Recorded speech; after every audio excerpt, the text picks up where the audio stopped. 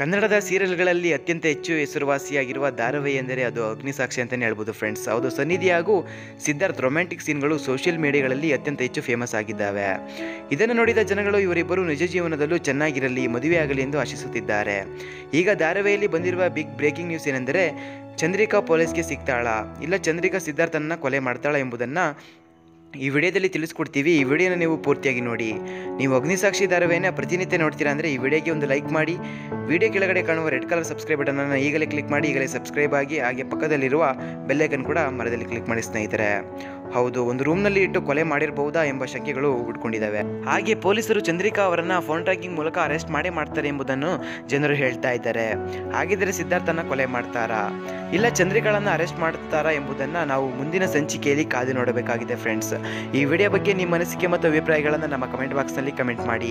ಈ ಒಂದು ವಿಷಯವನ್ನು ದಯವಿಟ್ಟು ಎಲ್ಲ ಕಡೆ ನಿಮ್ಮ ವಾಟ್ಸಪ್ ಮುಖಾಂತರ ಶೇರ್ ಮಾಡ್ಕೊಳ್ಳಿ. ಮತ್ತಷ್ಟು ವಿಡಿಯೋಸ್ಗಳಿಗಾಗಿ ಈಗಲೇ ನಮ್ಮ ಚಾನಲ್ಗೆ ಈಗಲೇ ಫ್ರೀಯಾಗಿ ಸಬ್ಸ್ಕ್ರೈಬ್ ಮಾಡ್ಕೊಳ್ಳಿ. ಹಾಗೆ ಪಕ್ಕದಲ್ಲಿರುವ ಬೆಲ್ ಐಕನ್ ಕೂಡ ಮರದಲ್ಲಿ ಕ್ಲಿಕ್ ಮಾಡಿ ಸ್ನೇಹಿತರೆ. ಮುಂದಿನ ಒಂದು ವಿಡಿಯೋಸ್ಗಳಲ್ಲಿ ಸಿಗೋಣ. ಅಲ್ಲಿವರೆಗೂ ನೋಡ್ತಾ ಇರಿ CTV ಕರ್ನಾಟಕ. ವಿಡಿಯೋ ನೋಡಿದ್ದಕ್ಕಾಗಿ ಧನ್ಯವಾದಗಳು.